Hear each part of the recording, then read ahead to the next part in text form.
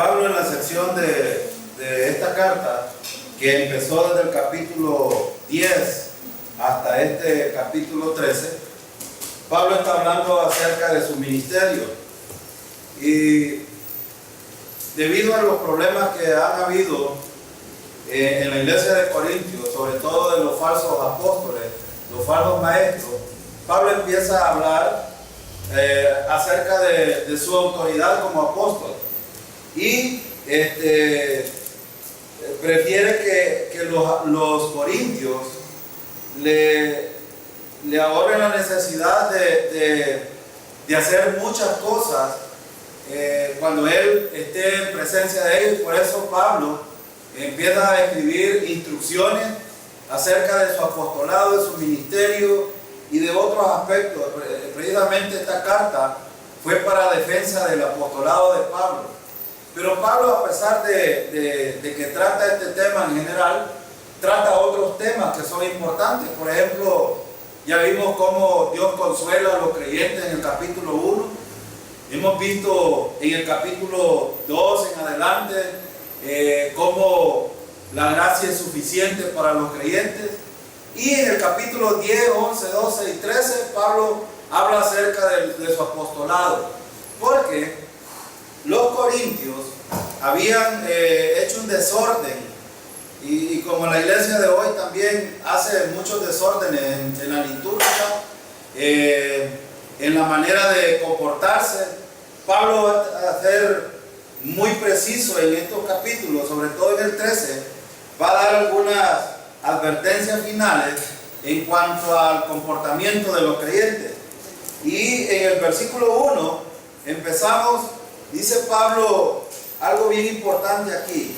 Dice el versículo 1: esta es la tercera vez que voy a vosotros. Por boca de 2 o de 3 testigos se decidirá todo asunto. Fíjense que Pablo, como ya ha hablado mucho de cómo la iglesia debe de comportarse, y recuerdan ustedes que en la iglesia han habido muchos problemas, sobre todo con recibir a gente con muchos problemas en la iglesia. ¿Recuerdan ustedes la primera carta de aquel joven que le robó la mujer a su papá y que la iglesia estaba tolerando este tipo de cosas? Pablo no solo habla de estas cosas también. Pablo habla de muchas cosas que deben de ser juzgadas en la iglesia. A veces tengo un compañero que me pregunta mucho acerca del juzgar, y le digo yo algunas cosas. Cuando vamos a la palabra y encontramos algo que la palabra dice en contra de una acción incorrecta de un creyente, no es juzgar mal. De hecho, es la misma Biblia o Dios mismo juzgando a una persona. Entonces, cuando Pablo habla del juzgar, precisamente en este versículo dice, de hecho Pablo ya había ido 2 veces a Corinto, y cuando estuvo con los corintios, bueno, los corintios dijeron, este Pablo cuando escribe es bueno para escribir, pero cuando está con nosotros es bien flojo. Pero Pablo les ha demostrado en el capítulo 12 que él no es lo que ellos piensan. Y uno de los problemas serios que tenían los corintios es pensar de que Pablo no tenía la autoridad que provenía de Dios. Y por eso Pablo aquí va a ser bien claro y directo en este versículo. Dice, esta es la tercera vez que voy a vosotros. Por boca de 2 o de 3 testigos se decidirá todo asunto. Aquí hay una expresión bien importante. Primero, esta versión de Reina Valera es bien corta en explicar este asunto, pero voy a leer otra versión que habla acerca de estos asuntos, cómo deberían de tratarse. Fíjense, en el versículo dice, esta es la tercera vez que iré a visitarlo. Recuerden lo que la Biblia dice: para decidir cualquier cosa se necesita por lo menos 2 o 3 testigos. Cualquier cosa, cualquier asunto que se debe de tratar en la iglesia debe de ser por 2 o 3 testigos. ¿Y cuáles son esas cosas? Bueno, si esas cosas son aquellas que tienen que ver con una con una mala práctica de la vida cristiana. De hecho, hay una versión de los 70 que dice: no juzgaré sin examen, no dejaré de castigar habiendo pruebas debidas.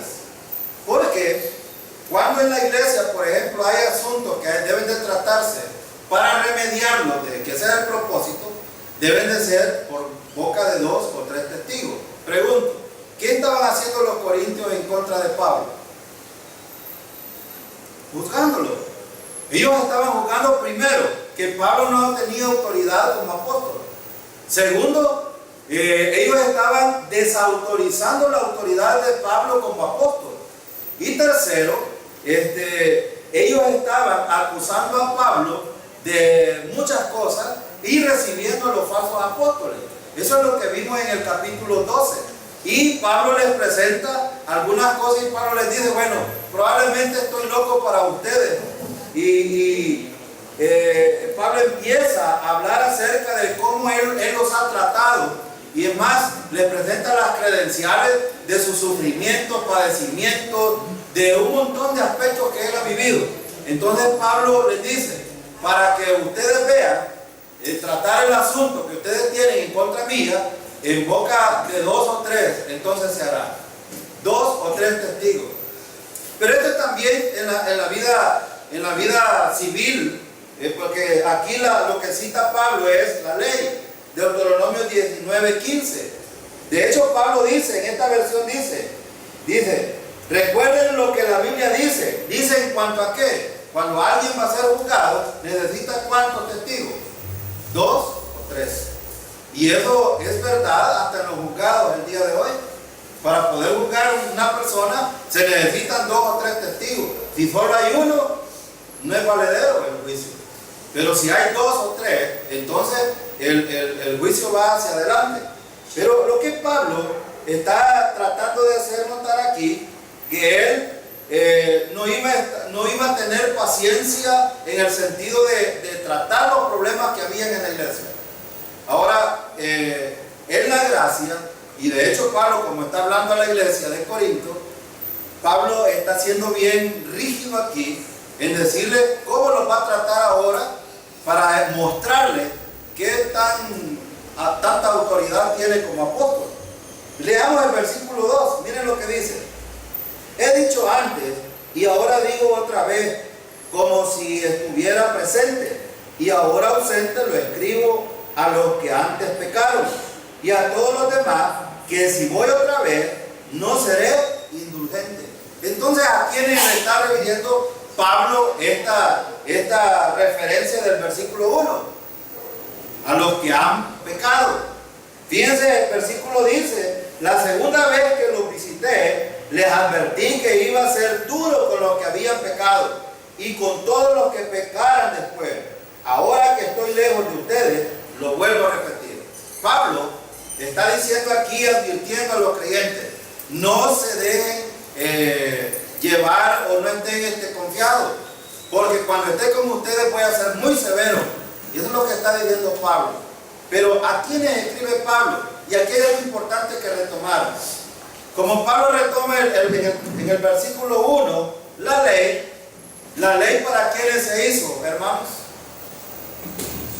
Para los judíos en primer lugar. Pero ¿a quiénes se le aplica la ley? ¿A quiénes se le aplica? A los transgresores. Entonces, cuando un creyente anda caminando bien, la ley no tiene problema con ellos, o él no tiene problema con la ley. Entonces Pablo les está diciendo: cualquiera que transgreda la ley, aunque no está bajo la ley, tiene problemas.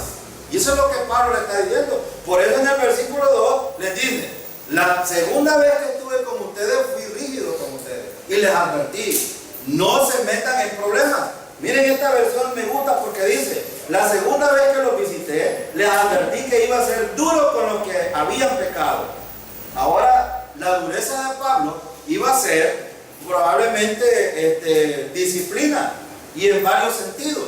Y lo vamos a ver en los versículos siguientes. Pero Pablo les dice: y no solo a ustedes, sino a todos los que pecaran después. Ahora que estoy lejos de ustedes, lo vuelvo a repetir. Entonces es una advertencia. Ahora pregunto: ¿Esta advertencia nos compete a nosotros también hoy? Claro que sí, porque Pablo, ¿en nombre de quién estaba hablando? De Jesucristo, y tenía las credenciales del apóstol que el Señor le había entregado. Por lo tanto, esto nos compete a nosotros.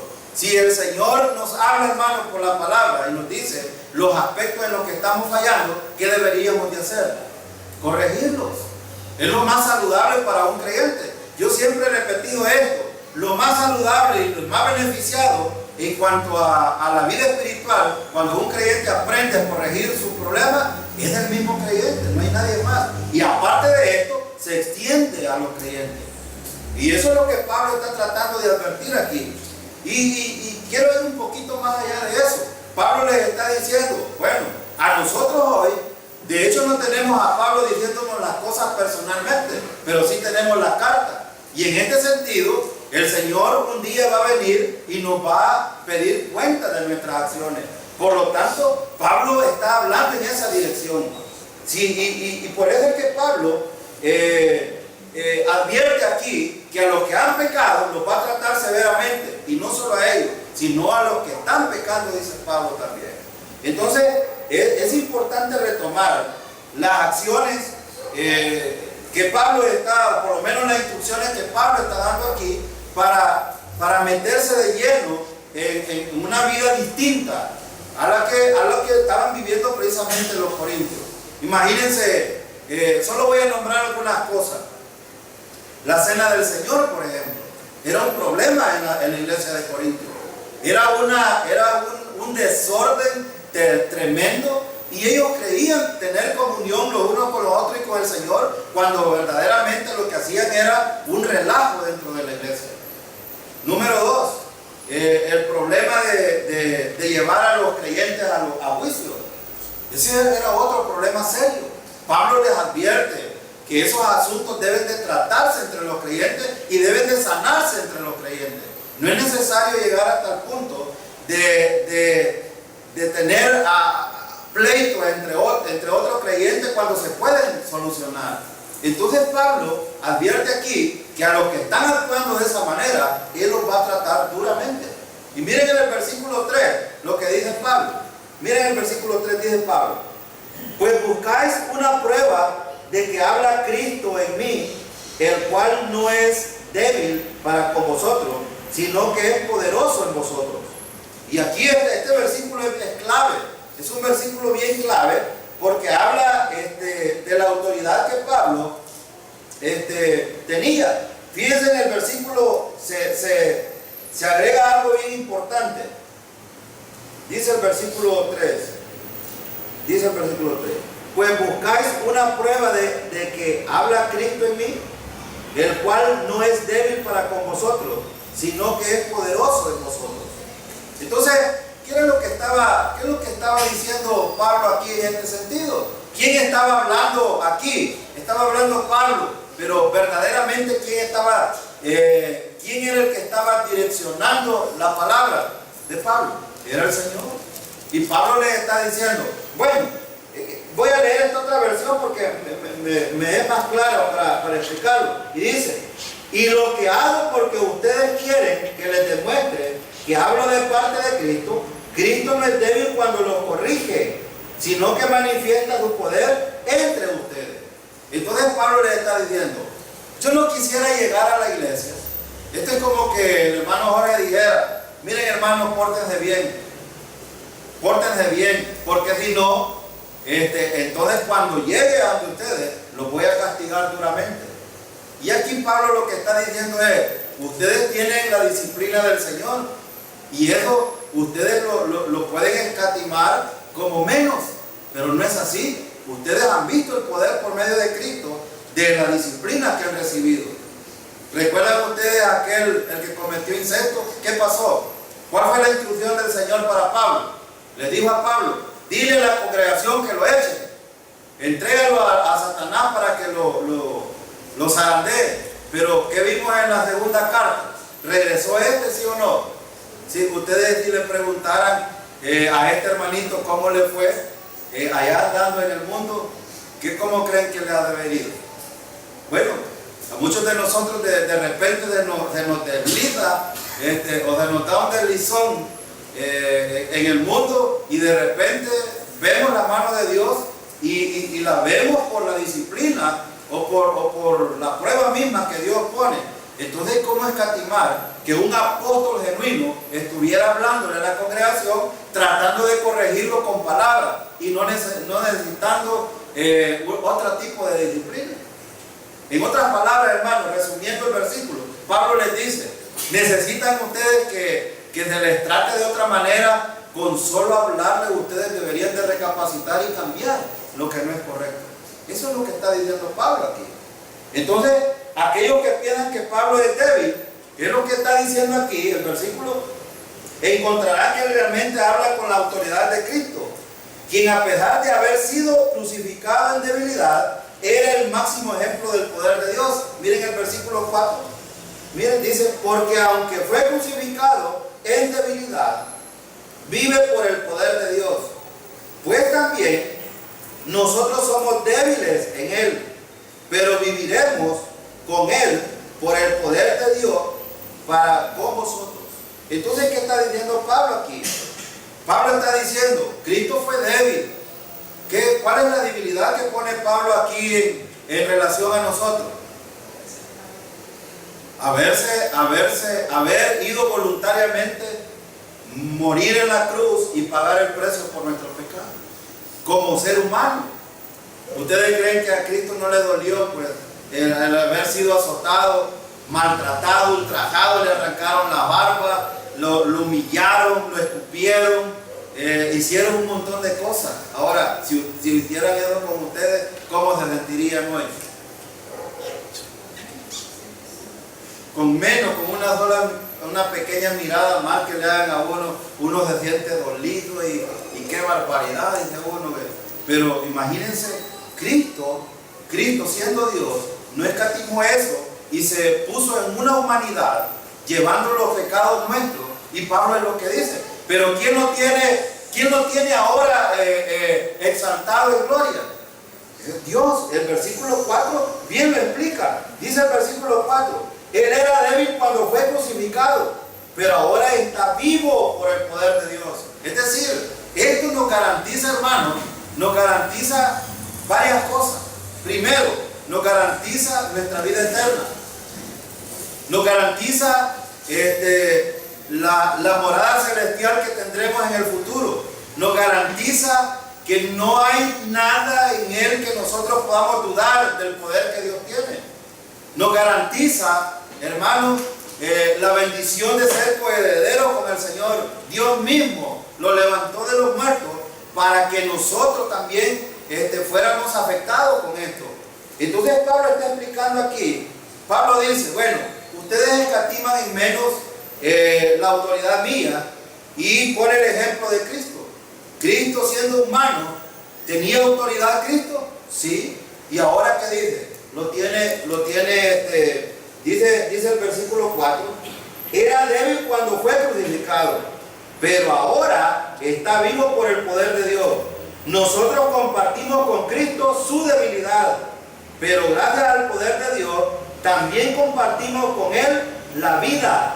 Si es necesario, cuando vayamos a verlos, les daremos prueba de este poder. Ahora yo pregunto, hermano, ¿cuántas pruebas necesitamos nosotros de parte de Dios para que sepamos, primero, que tenemos vida en el Señor? ¿Cuántas pruebas? No necesitamos ninguna. Necesitamos solo entender que lo que la Biblia dice es verdad. Ahora, entiendo yo de que todos los que estamos aquí somos salvos. ¿Y qué dice el versículo 4? Dice que cuando Cristo padeció en la cruz, fue débil, muriendo como ser humano. Esa debilidad la entiende Cristo, hermano. Sí, la entiende porque fue hombre. Él entiende cómo nosotros también sufrimos. Pero aquí lo que Pablo quiere garantizar es que los creyentes tengamos seguridad de esto. Esta versión me gusta porque dice: nosotros compartimos con Cristo su debilidad, pero gracias al poder de Dios también compartimos con Él la vida. Ahora, esto es bien importante, porque algunos creen por ahí que la vida eterna es suficiente o es consistente en el poder que nosotros tenemos para sostenerlo. Y yo pregunto, ¿cuánto poder tenemos nosotros para sostener la vida eterna? Ni siquiera lo más mínimo. El hermano Jorge me decía que hoy que fueron a predicar el evangelio allá a Santo Tomás, encontró una anciana que le decía que la salvación era por fe en Cristo, pero que había que portarse bien. ¿Qué estaba diciendo esta anciana? Que necesita hacer algo para sostener la salvación. Este es un problema entre muchos religiosos allá afuera también. ¿Cuánto podemos hacer nosotros para sostener la salvación? Bueno, Pablo está diciendo aquí que nosotros somos débiles y por lo tanto no podemos. Pero, dice, en el poder de Dios es consistente la vida eterna. Y nosotros, cuando Cristo resucita, recibimos esa vida eterna también en el momento de poner nuestra confianza en el Señor. Ahora, Pablo está explicando estos asuntos. Es más, les dice, cuando estemos ahí con ustedes, les vamos a explicar, les vamos a dar pruebas de esto. Y por eso les preguntaba yo, ¿cuántas pruebas necesita una persona? La gente quiere ver milagros, prodigios, quiere ver gente hablando en lenguas, hacer muchas cosas. ¿Necesitamos eso nosotros hoy para entender la vida que tenemos en el Señor? No necesitamos. No necesitamos. Ahora, necesitamos saber, primero, que tenemos vida eterna en el Señor. Segundo, que tenemos el Espíritu Santo. Y si el Espíritu Santo mora en nosotros, es garantizada nuestra vida eterna. Así de sencillo. Y esas verdades, Pablo se las iba a explicar, porque de hecho, era una iglesia que tenía todos los dones espirituales, pero mal aplicados. Y este es un problema serio. Por eso Pablo empieza a explicar estos asuntos. Y miren en el versículo 5. Aquellos que piden prueba a Pablo, que en el versículo 3, debían examinar sin probarse a sí mismos. Miren lo que dice el versículo 5. Examinaos a vosotros mismos si estáis en la fe. Probaos a vosotros mismos. ¿O no os conocéis a vosotros mismos que Jesucristo está en vosotros, a menos que estéis reprobados? Pablo les dice aquí, examínense ustedes. Ahora, la pregunta que yo haría en este momento es, hermano, fíjense que a veces los creyentes retomamos una acción inadecuada, queriendo examinar a otro creyente en vez de examinarse a sí mismo. Y es lo que Pablo está haciendo. ¿Quién es que debe de examinarse a sí mismo? Si está en la fe. Aquí, esta versión dice, pónganse a pensar en su manera de vivir y vean si de verdad siguen confiando en Cristo. ¿De qué tiempo está hablando aquí Pablo? ¿De la fe para la salvación o del segundo tiempo de la salvación? Del segundo tiempo. Pablo les está diciendo, de hecho, Pablo está hablando con creyentes aquí y les está diciendo, pruébense ustedes a ver si están confiando en el Señor o están confiando en otra cosa para vivir su vida cristiana. Ahora pregunto, ¿en quién debemos de seguir confiando nosotros en nuestra vida cristiana? Mucha gente, después de que confía en el Señor, es salva, confía en otras cosas, en la iglesia, por ejemplo. Confía, por ejemplo, en las obras que hace. Confía, por ejemplo, en los días de fiesta, en el día de reunión, o en los ritos, o en muchas cosas que la iglesia le impone en vez de confiar en el Señor para vivir la vida cristiana. Y Pablo les está diciendo aquí, ¿ustedes en quién están confiando? ¿En quién confía? Por eso Pablo los manda a examinarse. Miren lo que dice el 5, dice, pónganse a pensar en su manera de vivir y vean si de verdad siguen confiando en Cristo. Hagan la prueba y si la pasan es porque Él vive en ustedes. Pero si no confían en Cristo de verdad, es porque Él no está en ustedes. Ahora Pablo pone aquí una balanza. Dice Pablo, si ustedes actúan como verdaderos creyentes, entonces Cristo está en ustedes. Y si no, entonces no está. Y esto yo le he oído al hermano ver explicarlo muchas veces de otra manera. Aquí, por ejemplo, puede haber mucha gente en la mega iglesia hay tanta gente congregada que ni siquiera han puesto su confianza en el Señor, pero están ahí. Y Pablo les dice, pruébense. Porque ¿saben quiénes son los que más critican o juzgan a otros creyentes? ¿Quiénes creen ustedes que lo hacen? Son los religiosos. Ya vimos, por ejemplo, en Romanos capítulo 1, 2 y 3, que el moral y el religioso acusa a los otros. Y ambos están en el mismo problema. Entonces, el religioso en su vida confiado en el Señor no tiene problema. Tiene sus actitudes correctas, vive conforme a la voluntad de Dios y no hay problema. Pero el religioso, sí, ese anda buscándole peros a las cosas. Le molesta, por ejemplo, las flores, le molesta el color de la iglesia, le molestan las villas, le molesta el color de pelo que anda la hermana. Todo le molesta. Todo le molesta. Entonces este es el que Pablo dice, examínate. Y aquí Pablo está yendo porque de hecho lo estaban acusando a él. Tú no eres verdadero apóstol. Pero Pablo les ha dicho, miren los apóstoles que ustedes tienen. El sábado pasado tuvimos una enseñanza de los falsos apóstoles. ¿En quién piensan los falsos apóstoles? En ellos mismos. No piensan en la iglesia.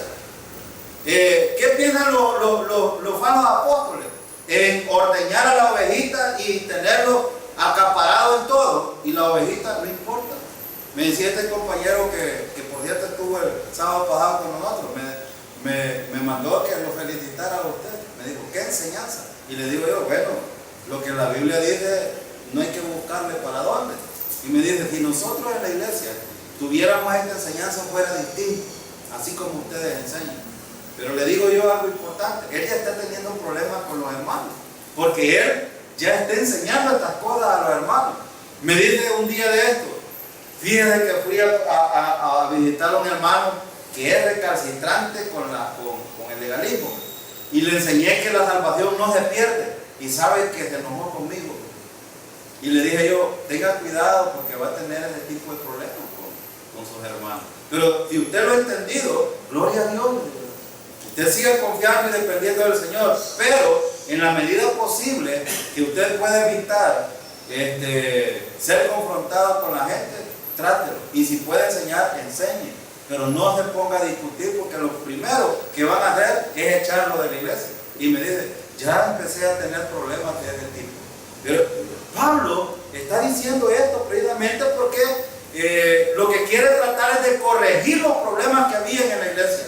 Ahora yo pregunto, hermano, como iglesia, no como iglesia local, como denominación, sino como iglesia del Señor, ¿hay problemas que debemos de corregir? ¿Sí o no? Muchos problemas. La iglesia necesita corregir muchos problemas. Entonces, pero para corregirlo, ¿quién debe de hacer el examen? ¿Debe de hacerlo el pastor, los líderes, o debe de ser cada creyente?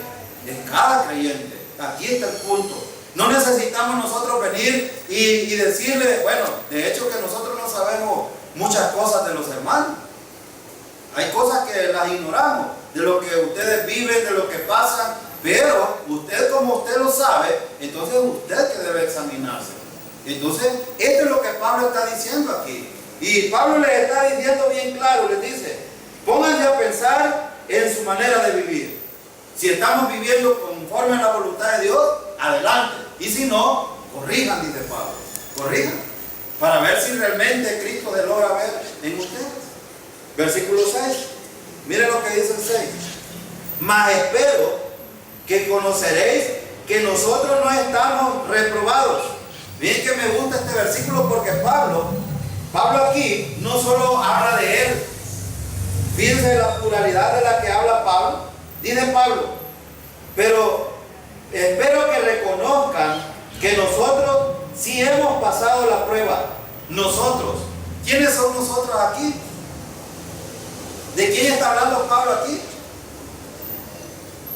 De los apóstoles. Él está hablando de Pedro, de Juan, de Pablo. Está hablando de todos los apóstoles. ¿Ellos por qué? Porque él les habla de esta manera. Porque ellos habían reprobado a los verdaderos apóstoles y habían abrazado a los falsos apóstoles. Y Pablo les dice, bueno, reconozcan ustedes si realmente estamos reprobados nosotros. Eso es lo que Pablo les está diciendo aquí. Ahora, ¿Y cómo es que los habían reprobado? Bueno, faltándoles a la autoridad, tomándolos en menos, no considerando las instrucciones. Fíjense que, ¿cuántas cartas creen ustedes que había escrito Pablo aquí? Esta es la segunda. Pero Pablo había escrito 3 cartas. Una de ellas probablemente se perdió.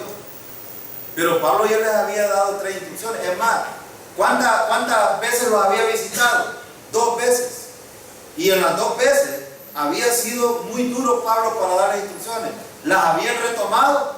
No, por eso toma el capítulo 3 para volverles a insistir de que deben de corregir. Miren el versículo 7, dice: y oramos a Dios que ninguna cosa mala hagáis, no para que nosotros aparezcamos aprobados, sino para que vosotros hagáis lo bueno, aunque nosotros seamos como reprobados. Vean lo que Pablo no le interesaba. Miren, nosotros no estamos interesados, dice Pablo, en que ustedes hagan las cosas por nosotros, sino háganlo por ustedes mismos. Es lo mismo que yo expresé al principio. ¿Cuál debe de ser el interés de un creyente? Salir aprobado cada uno de nosotros. Recuerden de que los creyentes vamos a ser evaluados en el tribunal de Cristo. Y entonces el Señor, que es fiel y justo, dará su recompensa al que lo merece, y al que no, vergüenza. Y eso es lo que Pablo está diciendo aquí. Pero Pablo dice: a mí no me interesa de que ustedes hagan las cosas para que nosotros, o la gente diga que nosotros estamos aprobados por lo que ustedes hacen. No, que ustedes mismos sean aprobados, dice Pablo. Y aquí esto es importante. Pablo dice: no nos importa si parecemos haber fracasado. Oramos a Dios para que ustedes no hagan nada malo. Esto es lo importante, hermano. Uno de los principios que los creyentes necesitamos entender cuando vamos a orar al Señor es pedir para que los creyentes tratemos la manera de vivir conforme a la voluntad de Dios y no hacer nada que estorbe en nuestra vida cristiana. Que no estorbe. Y ese beneficio va a ser propio y va a ser el beneficio también de los unos a los otros. No se siente bien cuando tiene comunión usted como familia. Vea que es lo mejor que hay, tener comunión como familia. Imagínense tener esa relación correcta con el Señor y poder tener comunión con los demás. Es lo mejor que puede haber. Y a eso es que Pablo estaba apuntando aquí. Pero ahora pregunto, cuando Pablo dice esto, ¿él está pensando de que las cosas van a funcionar inmediatamente? No, la iglesia va a ir cambiando poco a poco. Esto es porque la vida cristiana es un proceso. No es algo que cambie de la noche a la mañana. Y a veces algunos de nosotros quisiéramos ver cambios en la vida de los creyentes ya, ahora. De hecho, eso no sucede porque es una acción voluntaria. Cada creyente debe tomar la decisión.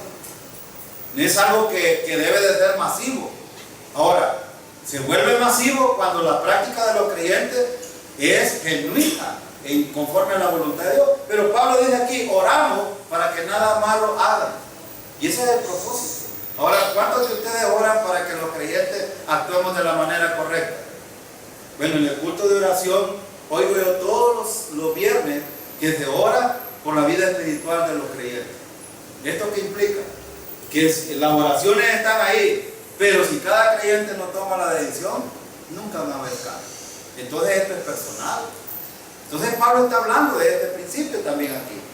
Ahora, versículo 8. Miren lo que dice el versículo 8. Porque nada podemos contra la verdad, sino por la verdad. Y aquí este principio es importante. Dice Pablo: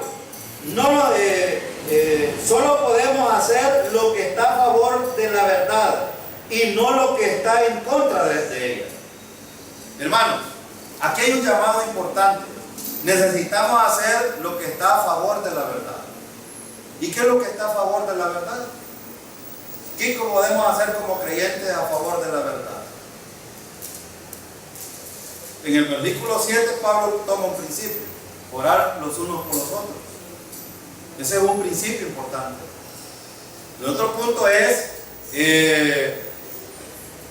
buscar hacer lo que es correcto. Porque cuando como creyente, imagínense un creyente con un mal testimonio, ¿qué es lo que daña? ¿Sí? Se daña toda la verdad. Se daña, por ejemplo, a veces nosotros hablamos de la iglesia local, no, se vitupera el nombre del Señor.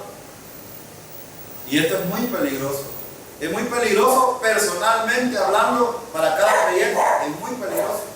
Porque de hecho el Señor no dejará pasar estas cosas. Y Pablo por eso está advirtiendo aquí esto.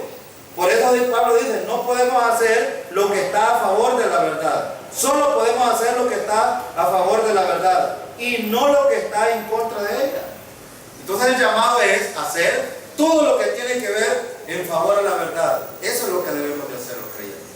Ahora, versículo 9. Por lo cual nos gozamos de que seamos nosotros débiles y que vosotros estéis fuertes. Y aún oramos por vuestra perfección. Me gusta este versículo. Otro principio, hermano. ¿Por qué debemos de orar por los creyentes? Por la perfección. Algunos cuando hablan de la perfección se equivocan aquí. Porque quieren ver creyentes bien pulidos. Pero la palabra perfección no quiere decir sin pecado, como algunos creen. Sino que quiere decir madurez. El deseo del apóstol Pablo es que los creyentes sean maduros en su manera de pensar y en su manera de actuar. Maduros. Pero eso dice Pablo. Por eso, si ustedes pueden ser fuertes, nos alegramos de ser débiles. Oramos para que sean cada vez mejores seguidores de Cristo. En otro sentido, maduros pues, maduros en el poder del Señor, que sigan una vez tras vez adelante con el Señor. Eso es lo que Pablo está diciendo aquí. Y por eso la preocupación de Pablo era la recta conducta de los creyentes, es decir, que tuvieran madurez en las acciones, en tomar buenas decisiones y actuar en favor de la verdad. Ese era el propósito de Pablo. Ese era el propósito. Por eso esta carta, la segunda, era una defensa del apóstol Pablo, pero para que los creyentes se alinearan. Ahora, ¿cuánto necesitamos nosotros alinearnos en la vida cristiana? Mucho. ¿Cuándo debemos de empezar? Hoy. Esto será, hermano, por ejemplo, probablemente los cambios. Bueno, yo he oído al hermano Aníbal, oí en un culto de oración decir que había cambios. Sí, yo los he visto cambios. Yo tengo 10 años de estar en la iglesia y de ese paso hasta este paso, la iglesia ha cambiado mucho y ha ido progresando. Pero, ¿quién ha hecho todo esto? El Señor. El Señor. Y eso es muy bueno para la iglesia. Esto significa, hermanos, que vamos por un buen camino. Pero, ¿esto significa que todas las cosas los problemas se acabaron? No, todavía hay. Pero eso siempre van a haber. Solo que poco a poco, en las buenas decisiones que los creyentes tomen, van a ir cambiando vez tras vez. Y eso es muy bueno para la iglesia. Versículo 10.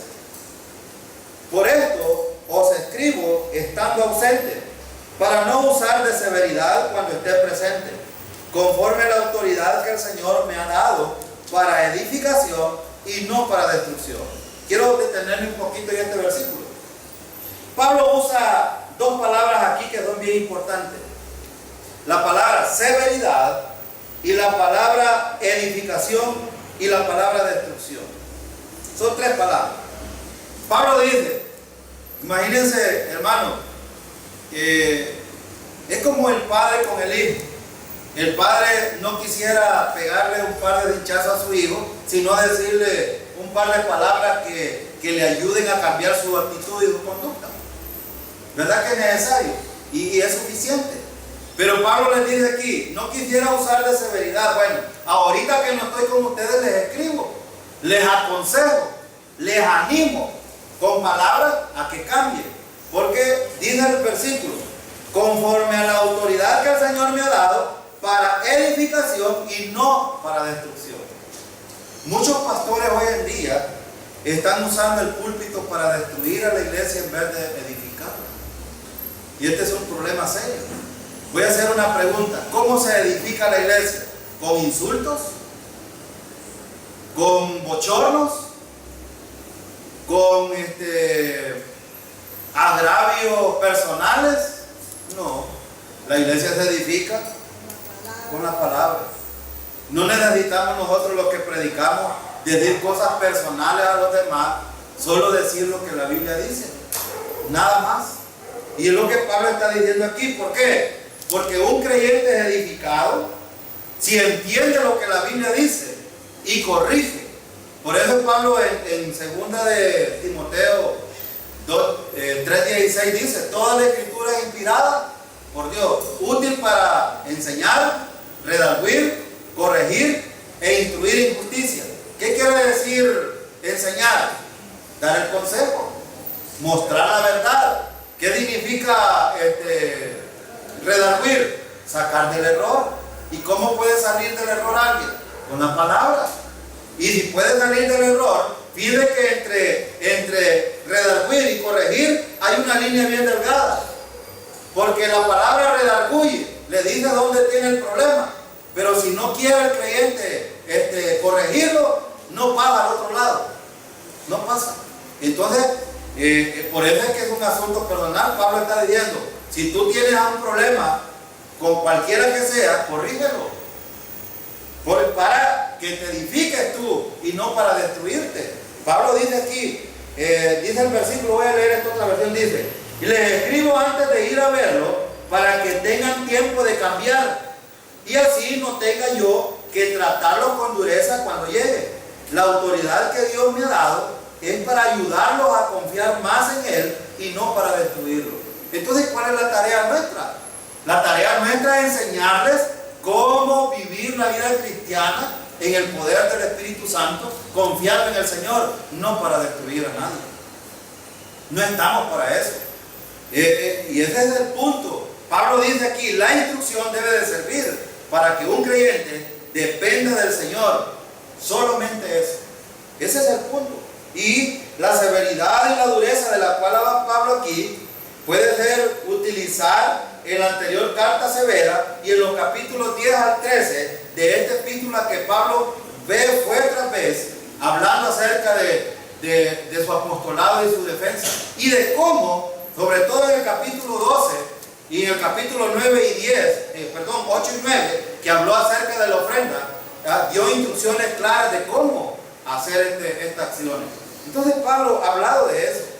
Y entonces lo que Pablo, resumiendo el versículo 10, está diciendo entonces que el propósito es que los creyentes cambien y no tenga Pablo que hacer algo cuando él llegue en presencia. Esto precisamente es, hermano, esperaríamos nosotros que el Señor nos disciplinara para cambiar algún asunto.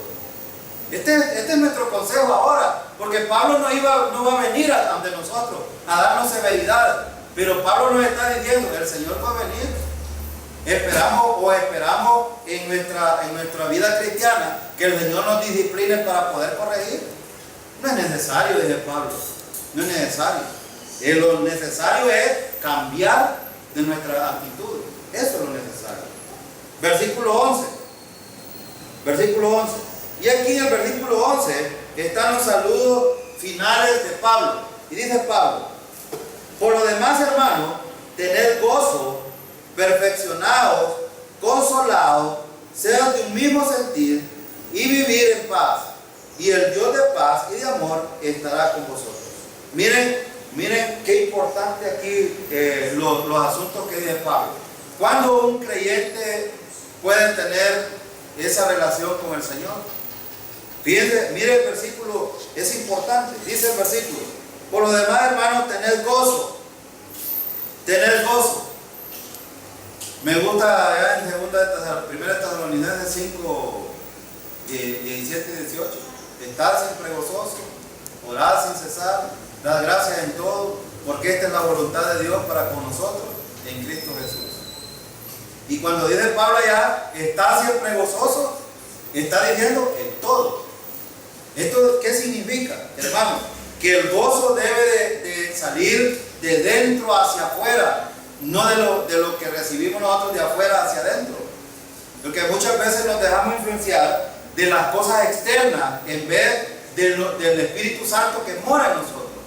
Y lo que Pablo está diciendo aquí es que los creyentes vamos a tener serios problemas siempre con el mundo, con el sistema, con los problemas familiares, siempre van a haber ahí problemas. Pero el Pablo está diciendo aquí, tengan gozo.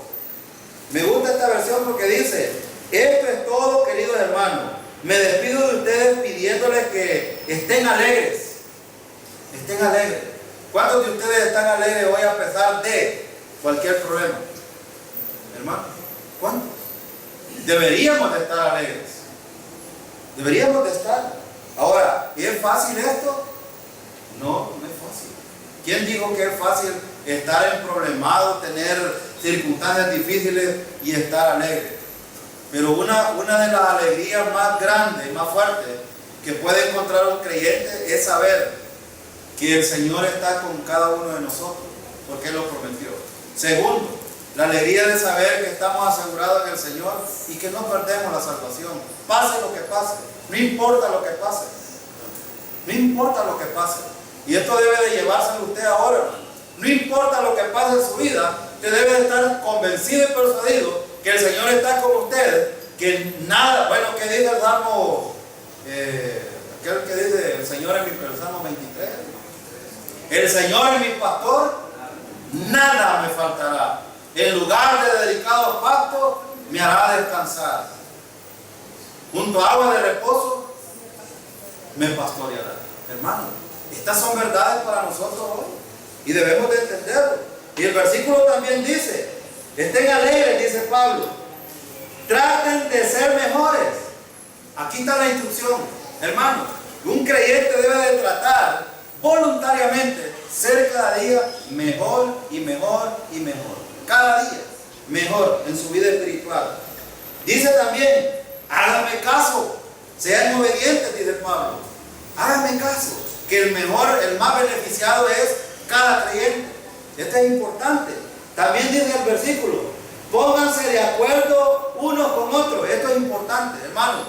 ¿Cuánto nos cuesta a los creyentes ponernos de acuerdo en algunas cosas? A muchos nos cuesta. Pero ponerse de acuerdo aquí es tener comunión con los demás. Entonces, el llamado es de dos cosas. Dice Pablo, pónganse de acuerdo con otros y vivan tranquilos. Fíjense que algunos creyentes somos tan insensatos que nos gusta estar metidos en problemas en vez de estar tranquilos con los demás y en paz. Es cierto, es cierto. Es verdad, nos encanta estar metidos en problemas en vez de estar tranquilos. Nos encanta. Pero hermano, la instrucción es cambiar vez tras vez. Esa es una decisión personal. Y usted quiere estar en paz con el Señor, bueno, haga esto, porque mire, en el versículo dice, al final dice, y el Dios de paz y de amor estará con vosotros. ¿Cuándo? ¿Cuándo estará Dios con vosotros? Miren que aquí hay una condición. Cuando nosotros aprendemos a vivir contentos, cuando estamos tranquilos los unos con los otros. Pablo dice aquí en esta versión, y el Dios que nos ama y nos da paz estará con ustedes. ¿Qué significa esto? Cuando un creyente es pleitista, cuando un creyente es amargado y quiere influenciar a los demás, el Señor, olvídese, no va a tener una buena relación con usted, no va a querer. Por eso, vean la instrucción. Pablo dice, cambien, hombre, no se metan en problemas, traten de cambiar día tras día, busquen su paz interior y estén tranquilos.